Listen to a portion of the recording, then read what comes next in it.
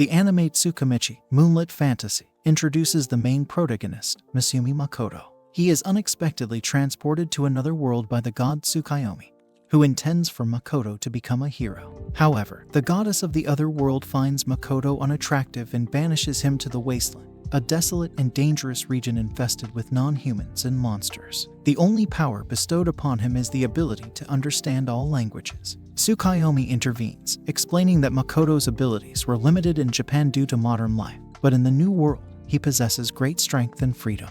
After aimlessly wandering the wasteland for 3 days, Makoto comes across a young orc named Emma, who is being pursued by a two-headed wolf monster. Makoto leaps into action and defeats the creature, discovering his newfound strength in the process. Grateful for his assistance, Emma reveals that she was meant to be sacrificed to the god Shen in order to dispel the fog engulfing her village, which hinders crop growth. Intrigued by her story, Makoto accompanies Emma to her village. There, he begins his journey to learn magic under the guidance of the villagers. As Makoto delves deeper into his magical training, he decides that his ultimate goal is to destroy Shen, a colossal dragon responsible for creating the fog and casting illusions over the land.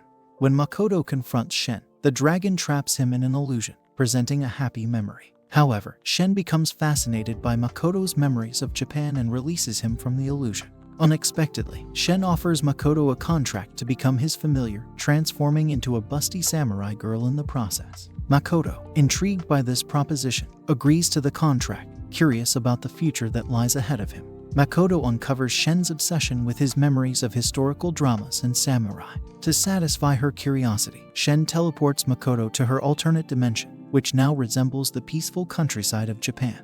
Makoto realizes that this dimension, previously a wasteland, has transformed into an ideal environment for farming, providing an opportunity for the orcs to live a better life. As Shen continues to delve into Makoto's memories, she becomes fixated on the idea of preserving them. She demands that they find a way to build a television so that she can store and enjoy his memories at her leisure. Intrigued by this prospect, Makoto sets out on a journey to uncover more information about his parents, who Tsukuyomi mentioned were born in this world before moving to Japan.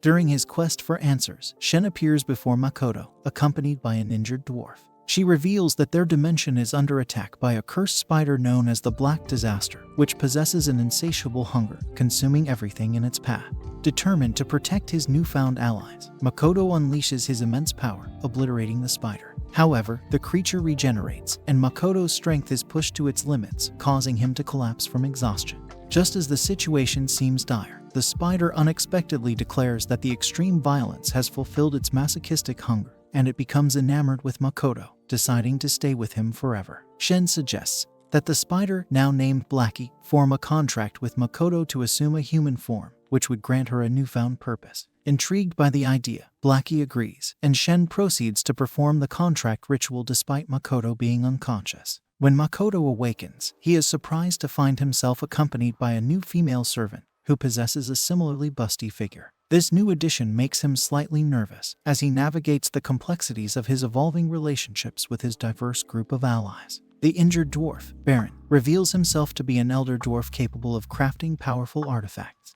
Impressed by Shen's dimension and its potential, Baron decides to relocate his entire village there. With the addition of the dwarves, the dimension becomes a bustling community populated by orcs, dwarves, mist lizards, and alk spiders. In the meantime, both Shen and the spider, now named Mio, express a desire for personal names. Makoto takes it upon himself to rename Shen as Tomo, drawing inspiration from the legendary samurai Tomo Gozen. He also bestows the name Mio upon the spider. These new names symbolize their individuality and mark their deeper connection with Makoto. Makoto returns to the normal human world and encounters a village. However, to his surprise, the villagers attack him upon his arrival. Tomo explains that Makoto's powerful magical aura may have led the humans to mistake him for a demon lord, a fearsome figure in their legends. Determined to integrate peacefully, Makoto dedicates several months to learning the human language while the dwarves craft items to suppress his aura. Disguised as merchants, Makoto, Tomo, and Mio enter the human village and register at the Adventurers Guild. Tomo and Mio astound everyone by displaying their incredible strength, surpassing the power of the next strongest adventurers by fourfold. However, due to his suppressed aura, Makoto ranks as level 1, significantly weaker than even a child. During their stay in the village, Tomo discovers that a dragon she once knew, named Lancer, has been slain by an adventurer named Sophia Bolga. Meanwhile, Makoto notices the unusually high prices of commodities and the increasing number of people who start following their group. As they prepare to continue their journey, Tomo senses a night attack on their wagon and prepares to foil the assailants' plans. In the midst of buying food, Makoto and Mio are approached by a young girl, marking the beginning of a new encounter that holds unknown possibilities for their ongoing adventure. Rinan, the young girl who approached Makoto and his companions, reveals that her sister Toa has mysteriously disappeared. Troubled by this news, Makoto and the others decide to assist Rinan in her search for Toa. Tomo confronts a group of thieves who are potentially connected to Toa's disappearance. However, due to her overwhelming strength, Tomo accidentally kills 3 of the thieves while capturing the 4th. Using the thief's memories, Makoto determines that Toa is being held captive by a group that the thief is associated with.